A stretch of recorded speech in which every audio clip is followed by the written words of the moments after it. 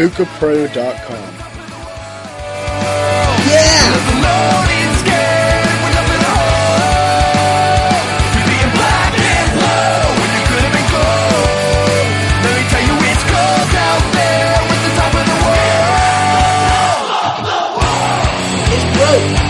How you supposed to make Tangiers in that? There's little time left to prove them wrong. You put the bridge that you walked here on. Your source for everything hookah. Hey, hookahpro.com. This is Ovation for What here. Based on request, I'm going to have my how to pack Tangiers video. I know a lot of people on the forum, some people have difficulty. Everyone has their own method for packing Tangiers. After watching some of the videos of other how-to packs, I realized that I personally pack my Tangiers differently than other people. And people ask me, some just to help them out, other people say they just like trying the other styles of packing Tangiers. So this is going to be my how-to on to pack Tangiers. So my setup today is my 1001 Nights chiller that I won from Neiman's Pimp My Hookah contest. My Narbish hose with a custom Crown Hookah mouthpiece.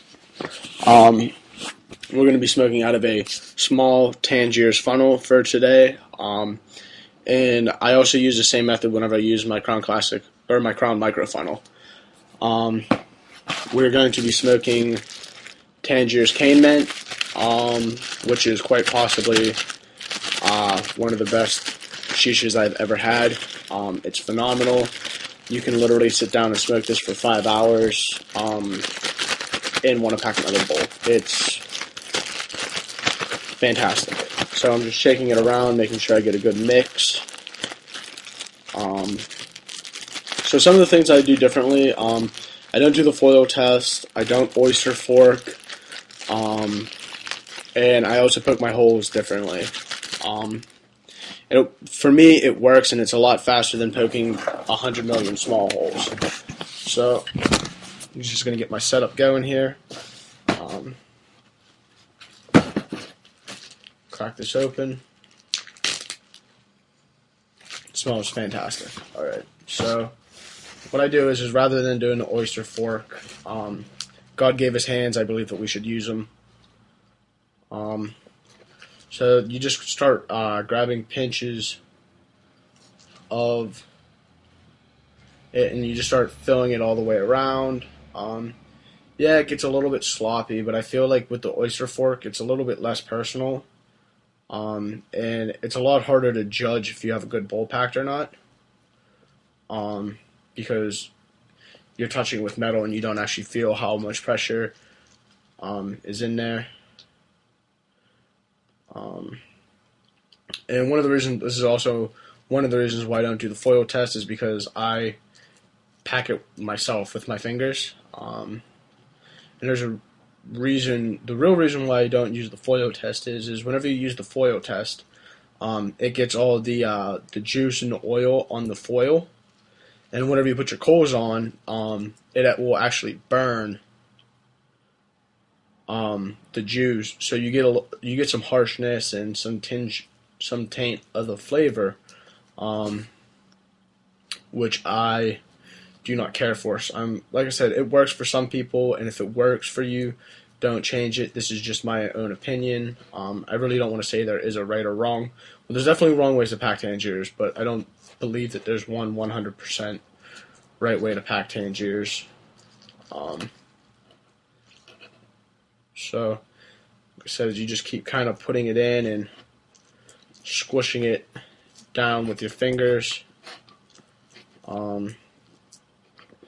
You want to pack it kind of away from the center, going up towards the sides. And you want to take a look, because you can see where, like, it might not be even all the way. So you just kind of take your time. Like I said, especially whenever you're packing a bowl that can last you 3 hours. It's definitely worth taking that little bit of extra time just to make sure that you get everything packed right.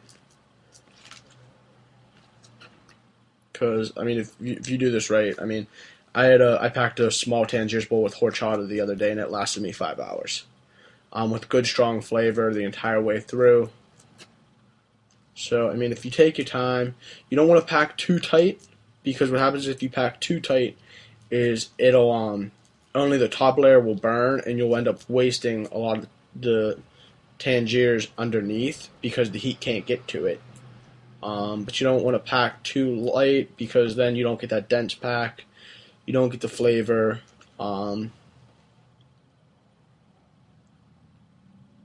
Yeah.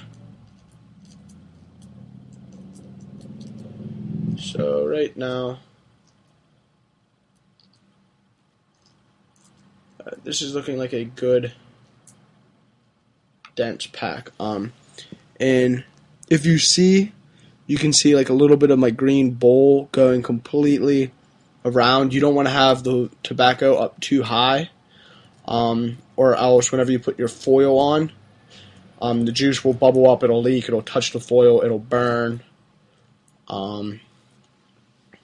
But like I said, is you do it this way and it doesn't require the foil test. I'm going to go wash my hands, and I'll be back for the second part of the tutorial. Alright, now that my hands are washed, I'm going to start the second phase of packing the bowl. Take a tissue, paper towel, and wipe around the bowl. Make sure you get all that extra juice off from around the side of the bowl, just to clean it up. And then flip your paper towel in half, and you're going to take a small corner of it, and you're actually going to wipe around the top edge of your bowl. Whenever you dense pack, you get some of the juice around there, and it's kind of like the same reason why you don't do the foil test, is whenever you put the foil on there, it's going to burn, it's going to give you some harshness, it's going to take away from your flavor. So you wipe around the outside of the bowl, push down on any rogue leaves you see sticking up, just to make sure that, because once you put heat on, they'll expand and they'll end up touching your foil. So then I'm using one layer of Reynolds HD, shiny side down.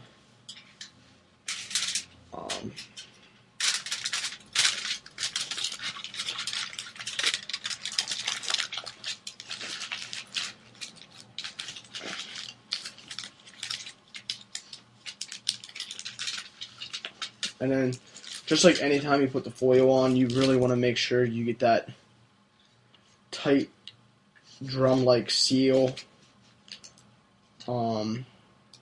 especially with Tangiers, because if you don't, then whenever you put your coals on, it's going to droop down, and it can risk touching, the coals can end up touching the foil, which, like I said, that's the one thing I don't do, is I don't let any juice or leaf touch the foil, which if you did the test, the foil test, you would have all that juice on your foil already. So then you take your pick, hold on, I'm going to flip my coals here.